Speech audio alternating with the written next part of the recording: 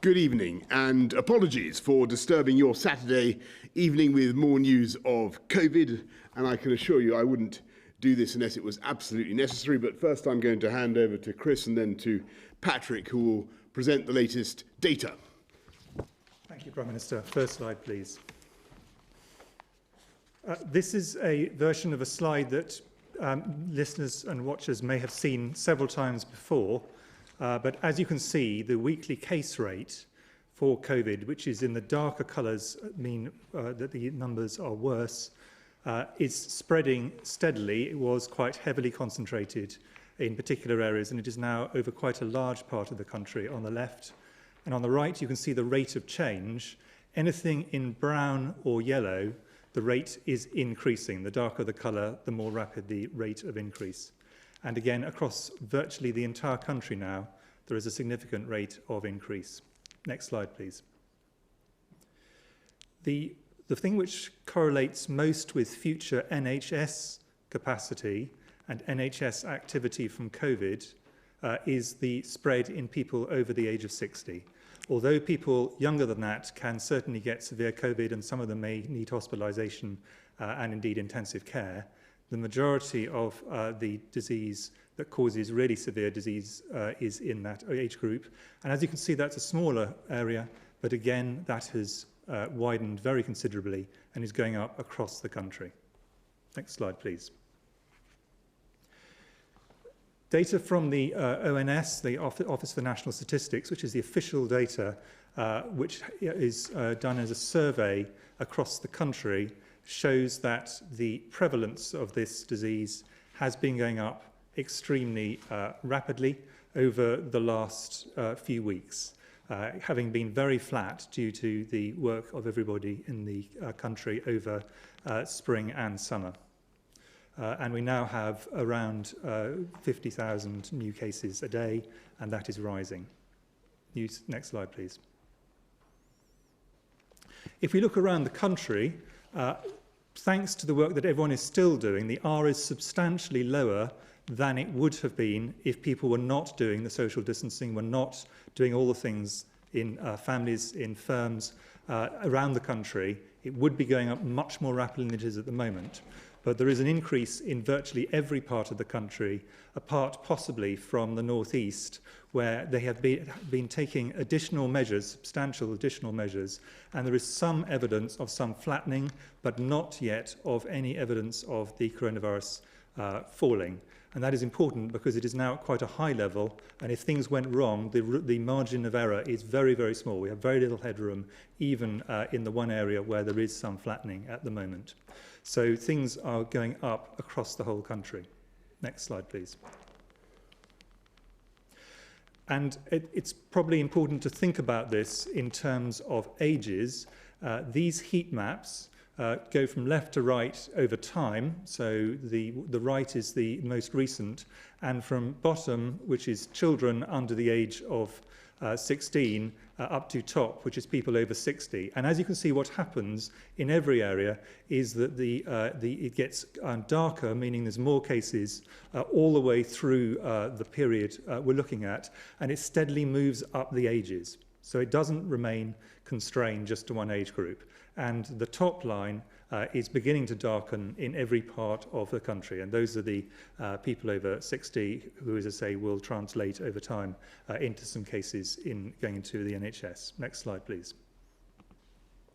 And we're now beginning to see this. This is moving over to NHS activity. We're beginning to see this with a rise in the number of hospital admissions in England by age group. And this is just looking at people at different age groups. There is a rise in virtually every age group in older adults, basically anyone over the age of 45. There's a rise in number of people going into hospital with COVID over time. And this is obviously going up, not in a straight line, but in an accelerating line. Next slide, please. If we compare the number of people in hospital at this moment with the first peak of COVID, these are NHS people in NHS beds in England by NHS region. Currently, only in the northwest is this coming close to the peak.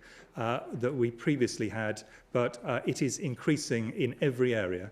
And if we do nothing, the inevitable result is that these numbers will go up and they will eventually exceed the peak that we saw in spring of this year. Next slide, please. And therefore, if you look at the NHS as a whole, inpatient beds, dark blue is August, light blue is September, and purple is October. You can see it was still falling in August. In September, initially flat, and then a very gradual increase in numbers, but now it is going up steadily on an exponential curve. Next slide, please. Looking at individual hospitals, NHS hospitals, these are the hospitals with more than 100 COVID inpatients in them. This number will increase over the next weeks. And in green are hospitals which have got below half of their previous peak. In orange is the point where they actually get to half the number of people in hospital they had at the COVID peak.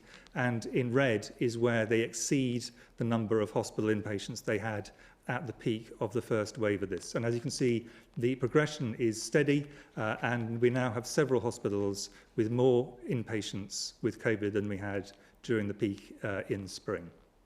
Next slide, please.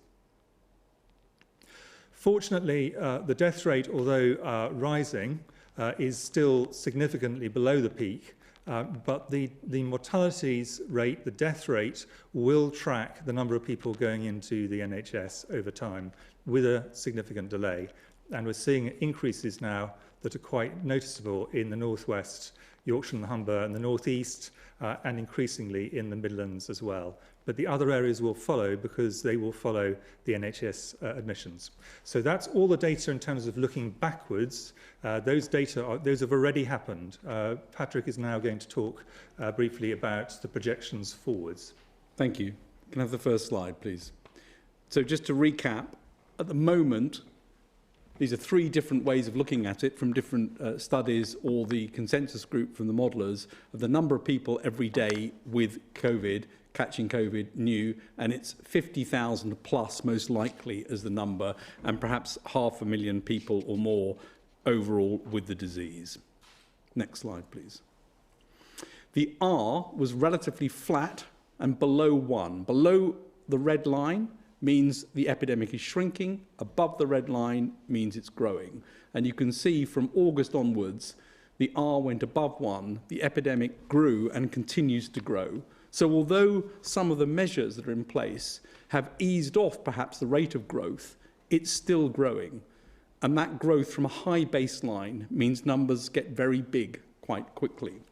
Because of this continued R above 1, the modelling group asked a number of academic groups to create scenarios as to what might happen on assumptions that R stays above 1 and goes between 1.3, 1.5 and possibly up over the course of the winter.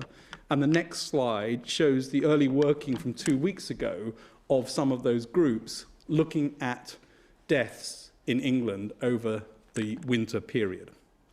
So this is early work scenarios looking at this on the assumptions of R. Different groups, and as you can see, different groups come up with different answers depending on their models. But what is clear from all of them, in terms of deaths over the winter, there's the potential for this to be twice as bad or more in terms of the first wave compared to the first wave. So the models are clearly showing that this could be the case in these scenarios that are presented here. I want to move, though, from scenarios to now looking at the 6-week projections, which are more based on data now and have greater certainty than you can ever get when you're looking months ahead. This shows the hospital daily admissions. You can see the first peak on the left-hand side, and then over to the right-hand side, you come up to date, today, and then the projections forward over the next 6 weeks. And this is a consensus view across a number of modelling groups. And what you can see here is a projection that over the next 6 weeks into early December, the numbers exceed the numbers of hospitalisations in the first wave peak. And as Chris has already said, in some hospitals you see that already, but this suggests across the country as a whole we would see this. Some hospitals earlier than others, some a bit later, but this is the projection in terms of hospital admissions over the next 6 weeks, with the uncertainties in the shaded blue area. Next slide, please. Inevitably, hospitalisations lead, unfortunately, to deaths in some people. Again, you can see the first wave on the left-hand side, and the dotted line indicates the top of the first wave. And on the right-hand side, you can see the projection from today going forward in the blue. And again, the light blue indicates the uncertainty range. But what you can see is the model suggests increasing, the models, this is a consensus across models, suggest increasing deaths over the next 6 weeks, so that by the beginning of December, the 8th of December, this is very close to the first wave peak if nothing is done. Now, clearly, if you stop the R from increasing, if you allow the R to come down, then you would flatten this off and then potentially reverse it. But on the current trajectory, that is what is thought to be the prediction for deaths over the next 6 weeks. And of course, that would continue to go up because the hospitalisations already exceeded the first wave peak. By this time, deaths would follow. So unfortunately, that's a very grim picture in terms of what this looks like in the absence of action and continued growth. Next slide, please. This is a complicated slide. It's from the NHS and it shows what the impact of this would be on NHS beds. So on the left-hand side is acute hospital beds, and on the right-hand side is ventilator beds. It's the same curve you've just seen, so the first peak on the left and then the projection on the right. So the projections that I've just shown you lead, when the NHS do their bed calculations, as peak usage being exceeded on the 20th of November. That's obviously not a precise estimate, but where this would fall on average, that the extra available beds would then be exceeded a couple of days later, 3 days later, and then extra capacity caused by having to postpone, unfortunately, all the things that nobody wants to postpone gets exceeded sometime later in December. And a similar picture is seen on ventilator beds, where the peak gets reached at the towards the end of November or in December, and the currently available get breached a little bit earlier. So this is a picture of what the NHS pressures would look like under the scenarios that are in the 6-week projection. I will hand back to you, Prime Minister. Oh, thank you very much, Patrick, and thanks, Chris.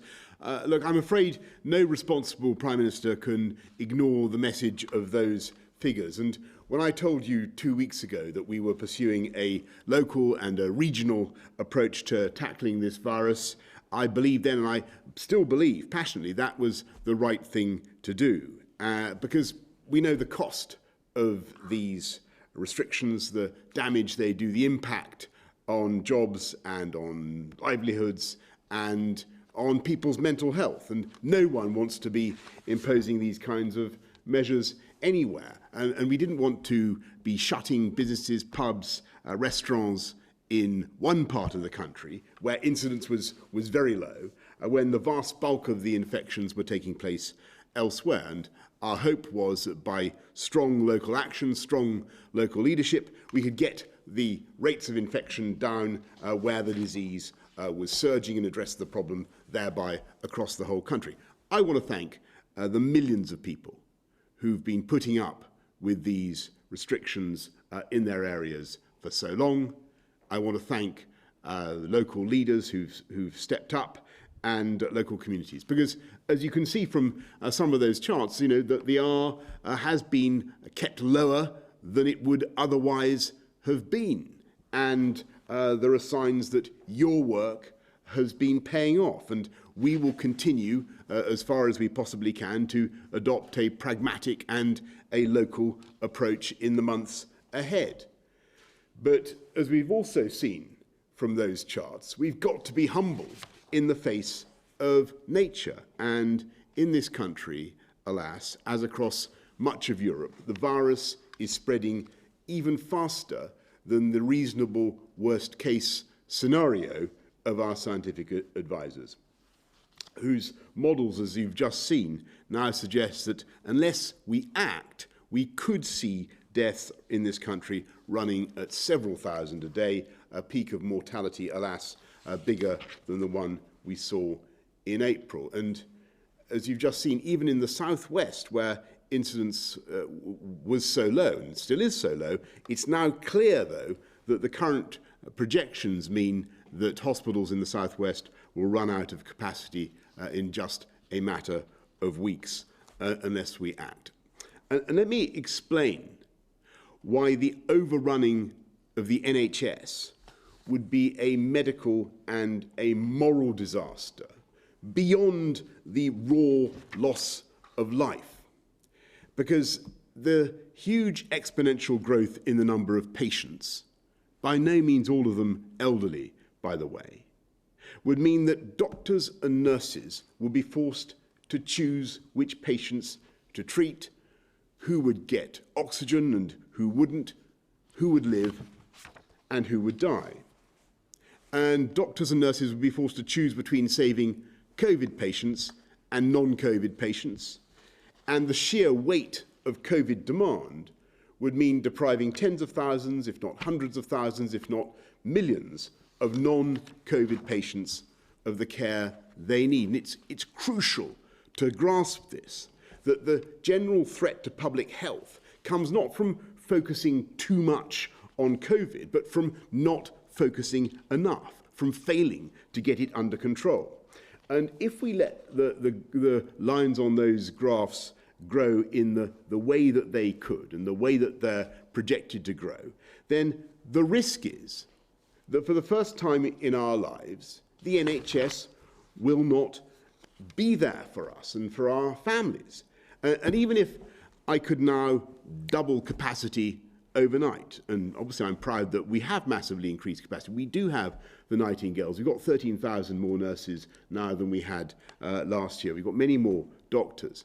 But it still would not be enough, because the virus is doubling faster than we can conceivably add capacity.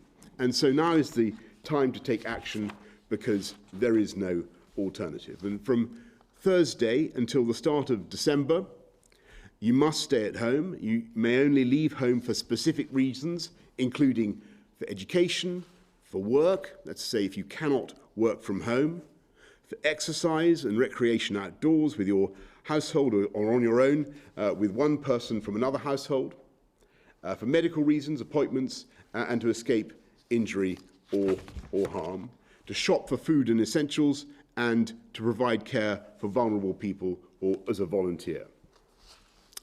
I'm afraid non-essential shops, leisure and entertainment venues will all be closed, though click and collect services can continue and essential shops will remain open, so there's no need to stock up. Pubs, bars, and restaurants must close except for takeaway and delivery services. Workplaces should stay open where people can't work from home, for example, in the construction and manufacturing sectors. Single adult households can still form exclusive support bubbles with one other household, and children will still be able to move between homes if their parents are separated. If you're clinically vulnerable or over the age of 60, you should be especially careful to follow the rules and minimise your contacts with others. I know how tough shielding was, and we will not ask people to shield again in the same way, but we are asking those who are clinically extremely vulnerable to minimise their contact with others and not to go to work if they're unable to work from home. I'm under no illusions about how difficult this will be for businesses which have already had to endure such hardship this year, and I'm truly, truly sorry for that. And that's why we're going to extend the furlough system through November. The furlough scheme was a success in the spring. It supported people and businesses in a critical time. We will not end it. We will extend furlough until December. There will be some differences compared to March. these measures, above all, will be time limited. Starting Thursday, the 5th of November, they'll end on Wednesday, the 2nd of December, when we'll seek to ease restrictions, going back into the tiered system on a local and a regional basis according to the latest data and trends. Christmas is going to be different this year, perhaps very different, but it's my sincere hope and belief that by taking tough action now, we can allow families across the country to be together. My priority, our priority, remains keeping people in education, so childcare, early years settings, schools, colleges and universities will all remain open. Our senior clinicians still advise that school is the best place for children to be. We cannot let this virus damage our children's futures even more than it has already, and I urge parents to continue taking their children to school, and I'm extremely grateful to teachers across the country for their dedication in enabling schools to remain open. And it's vital that we keep provision for non-healthcare groups going. So please, and this is really important, unless your clinicians tell you otherwise, you should continue to use the NHS, get your scans, turn up for your appointments and pick up your treatments. If at all possible, we want you to continue to access these services now and through the winter. Indeed, it's only by taking this action that we can protect the NHS for you. On Monday, I'm going to set out our plans to Parliament. On Wednesday, Parliament will debate and vote on these measures, which, if passed, will, as I say, come into force on Thursday. We've updated the devolved administrations on the action we're taking in England and stand ready to work with them on plans for Christmas and beyond. We should remember that we're not alone in what we're going through. Our friends in Belgium, France, Germany have taken very similar action. And so, as we come together now to fight this second wave, I want to say something about the way ahead, because people will reasonably ask, when will this all end? And as I've said before, I am optimistic that this will feel very different and better by the spring. It's not just that we have ever better medicines and therapies and the realistic hope of a vaccine in the first quarter of next year. We now have the immediate prospect of using many millions of cheap, reliable, and above all, rapid turnaround tests. Tests that you can use yourself to tell you whether or not you're infectious and get the result within 10 to 15 minutes. And we know from trials across the country in schools and hospitals that we can use these tests not just to locate infectious people, but to drive down the disease.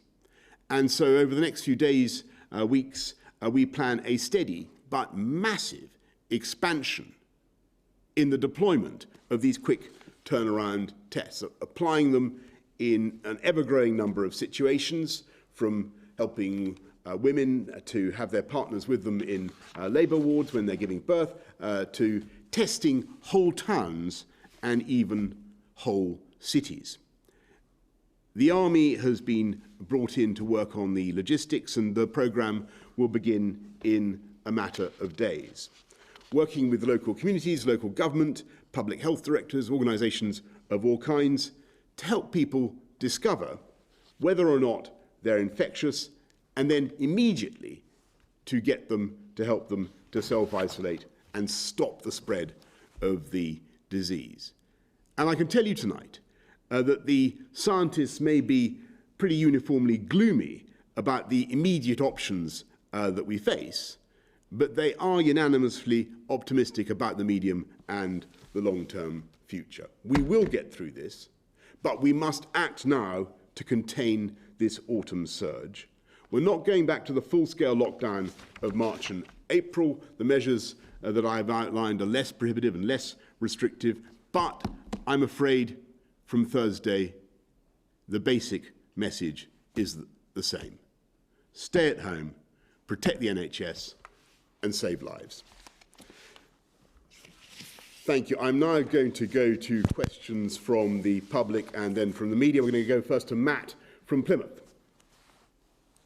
Quieter corners of the country, such as South East Cornwall, have very low incidence of COVID, but are we likely to see restrictions put in place in solidarity with the rest of the UK? Well, thanks very much, Matt. Look, it's not solidarity with the rest of the UK, alas. It's not a gesture. What we're seeing, the numbers from the southwest, it's very clear that it's doubling there as well, and the pressure on the hospitals in the southwest is particularly acute, and we've got to recognise that although the incidence is low, it is growing in the southwest, and we need to tackle it. And we need to tackle it now. But Chris and Patrick, anything we want to add to that? The only thing to add, Prime Minister, is just to reiterate, many of the areas which are lower have some of the highest rates of increase. And also some areas, including the southwest, are likely to get pressure on beds really relatively early because of the particular way that the NHS is constructed in those areas. Thanks very much, Matt. Let's go to Alex from London. Alex from London asks, many graduates of 2020 are struggling to find work and having their internships and placements cancelled. What is the government doing to support graduates in accessing the labour market? Well, thanks, Alex. One of the many things that we're doing is the £2 billion Kickstart programme, which is designed to help 18 to 24-year-olds get into the labour market by supporting their employers to take them on with a contribution from government to the value of the living wage, and we hope that will be effective in what will unquestionably be tough months ahead. Kickstart amongst many other schemes that we're using to support young people get jobs across this country. I'm going to go now to, since that was obviously a question for me rather than for the scientists, I'm going to go to Laura Koonsberg of the BBC. Laura. Thank you very much, and good evening, Prime Minister. You were told by your own scientists many weeks ago that you would have to take national action in order to save lives. Prime Minister, what took you so long? And to Professor Whitty and Sir Patrick, you've always been clear that taking early action would have the greatest chance of success in controlling the spread of this disease. Do you think that people may have lost their lives unnecessarily because of the delay? Well, Laura, let me just answer your question by saying this is a constant struggle and a balance that any government has to make between lives and livelihoods, and obviously lives must come first, but we have to be mindful the whole time of the scarring, the long-term economic impact of the measures that we're obliged to introduce. So I do think it was right and rational to go for the regional approach. You know, if we could have got the R down in those local areas in the way that we wanted, to get it below 1. I mean, we came very close in some places. I think that would have been a great way forward. Alas, in common with many other parts of this continent, we've just seen an overall growth rate in the second wave, and it has made it absolutely vital to act now to protect our NHS and to save lives. And you know, yes, it is true that the course of the pandemic has changed, and it's also right that the government should change and modulate its response in accordance. And I make absolutely no apologies for that. But I know there are other questions. Sorry. Well, I mean, this is a horrible virus, and these are horrendous decisions to have to make. And, you know, one shouldn't underestimate the impact of lockdown and all the other things that come along with that. There's no doubt from the purely point of view of the spread of COVID, the earlier you go in, the better. And so that is definitely the case for the spread of the disease. But of course, you know, people have to take into account other things as well, and that's a matter for politicians. Thanks very much. Well, the only thing I'd add is, relative to other countries in Europe, some have gone earlier and some have gone later. France, for example, has actually gone arguably slightly later in terms of its epidemic curve. And these are very difficult judgments for every government. I would reiterate, though, the point just from a health point of view, many of the things that are involved have significant downsides.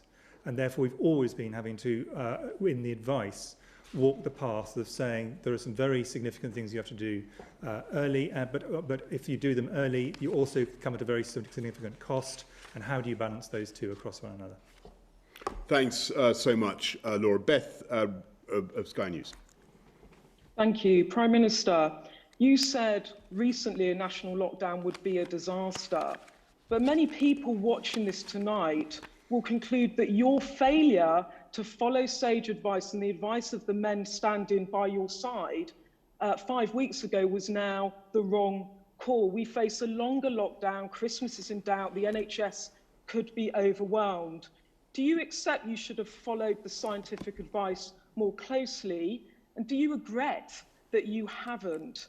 And if I could just ask Professor Whitty, many people will be watching this tonight. They will be very worried about what it means for them and their families, particularly going into Christmas. Realistically, is it now too little too late to get us to a place where we will be able to celebrate Christmas with our families?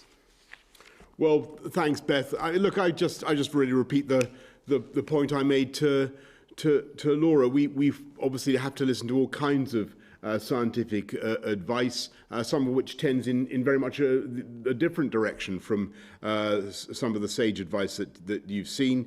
But we also have to balance that scientific advice with the consequences for people's lives, for people's mental health, people's livelihoods that comes from lockdown measures. And you've heard what David Nabarro of the World Health Organization, a very estimable epidemiologist, says about lockdowns.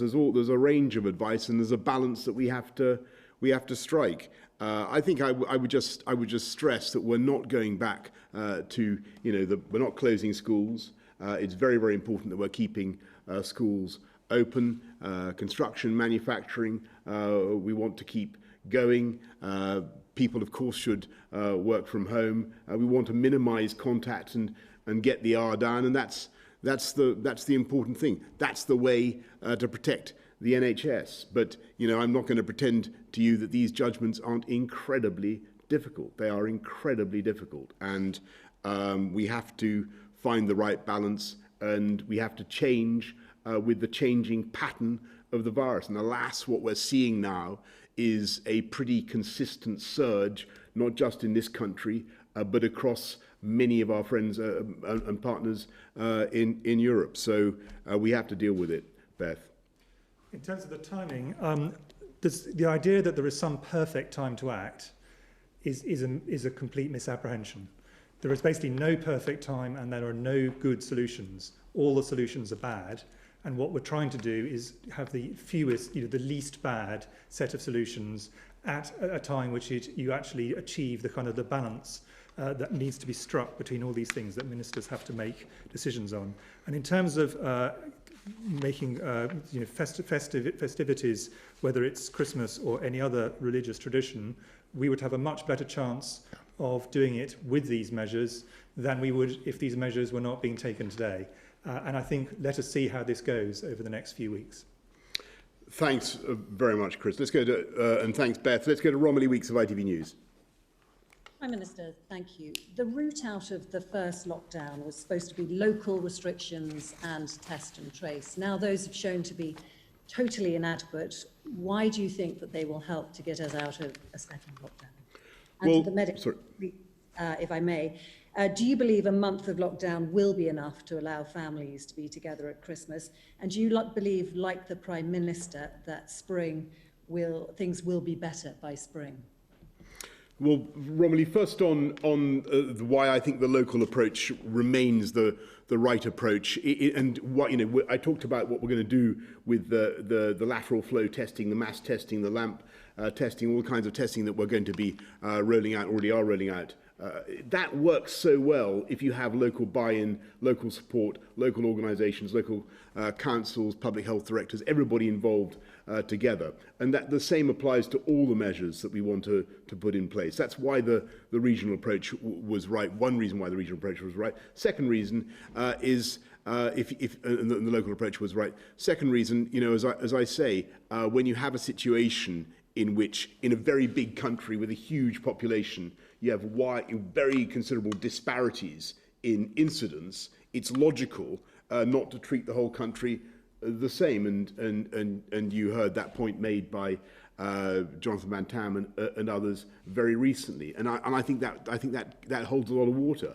The trouble we've got, I'm afraid, Romilly, is that the local leadership and the local initiatives, the tiers they were in, they made progress. I mean, they did get the R down in the areas or lower than it would otherwise have been. No question. They made a huge, their sacrifices, their effort made a huge difference. And perhaps if we continued, that it really would have worked in those areas. The problem was that we were just seeing too many cases really taking off across the whole country, and it wasn't coming down fast enough in those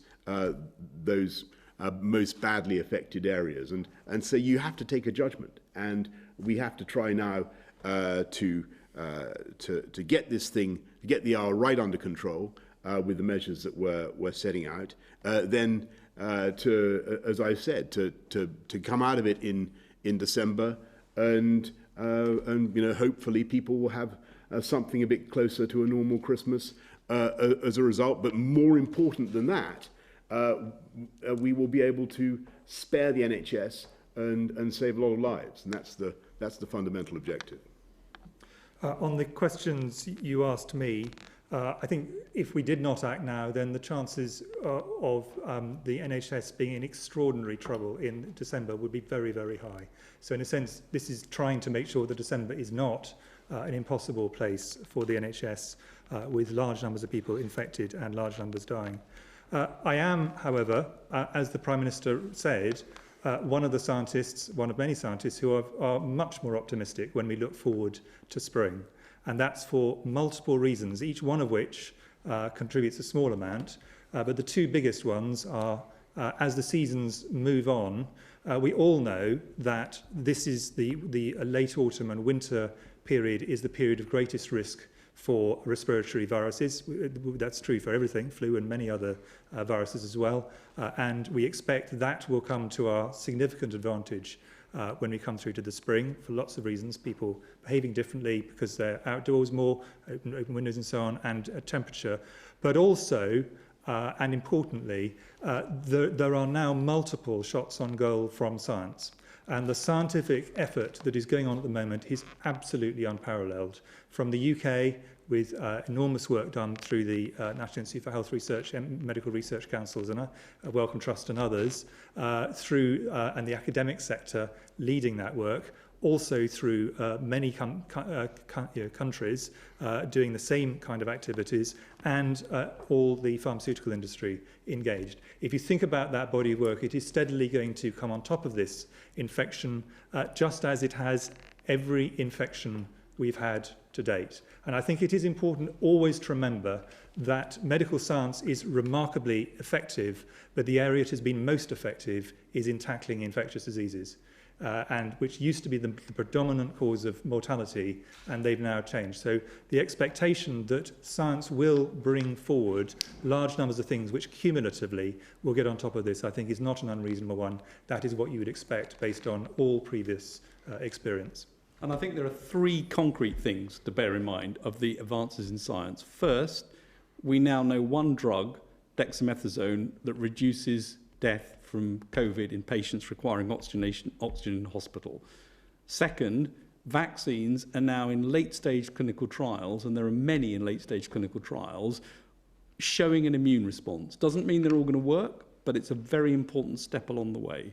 Third, the new testing approaches, so the idea of faster near-person testing, which has been difficult up until now, and it wasn't certain that you get there, now looks real as though that's going to come online. So those three things together are concrete, and you can see, therefore, the advances that are likely to come into play over the next months, and certainly by next year, in spring and beyond, you start to see the effects of some of those. Thanks so much, Romilly. Thanks. Let's go to David Wooding's son on Sunday. David.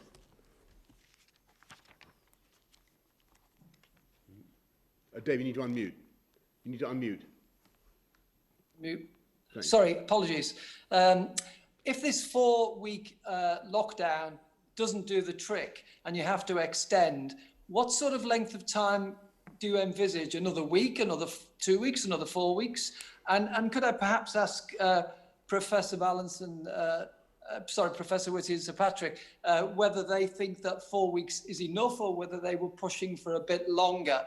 And the other thing I'd like to ask quickly is the Premier League matches, are they still going to be played throughout this period? I can say yes to the Premier League, I think, with authority. David, on the, is the period up to 2nd of December going to be enough? I hope so. We have every reason to believe it will be, but we will be driven by the science, and we will look at where we've got to. I'm optimistic because as I said a couple of weeks ago, and I said again tonight, the R, although it's above 1, is not that much above 1. I think looking at one of the slides that Patrick showed us earlier, it has been coming down. The trouble is that still means the disease is doubling. If we can get it below 1, then, as you know, it starts halving, and that's where we want to get. And we think this package will do that, but we will be led by the evidence. I think the key is getting the R really below 1 during this 4 weeks. So if we all do what we're supposed to do during this, the R will come down. If we can get the R well below 1, it starts to halve, and we end up in a much better position. But I don't think it's a situation where in 4 weeks' time you just say, well, everything's back to normal again, and there's going to have to still be some restrictions over the winter until the new measures come in spring and the new things come along. But 4 weeks with a really good reduction of R would make a big difference. And just on the period coming up to, as it were, to December the 2nd, we will be looking very carefully at what's happening in the tiered areas and working out exactly which tier would be most appropriate as we come out of these tougher autumn measures. Let's go to Harriet Lyon of the Press Association. Thank you, Prime Minister. What is your message to leaders in Scotland, Wales and Northern Ireland? Do you want them to follow your lead and introduce the same measures? And if not, are you considering restrictions on travel between the 4 nations? And to the scientists, why are you confident that you won't need formal shielding this time around? And is there also a danger that hospitals could still be overwhelmed despite these new restrictions?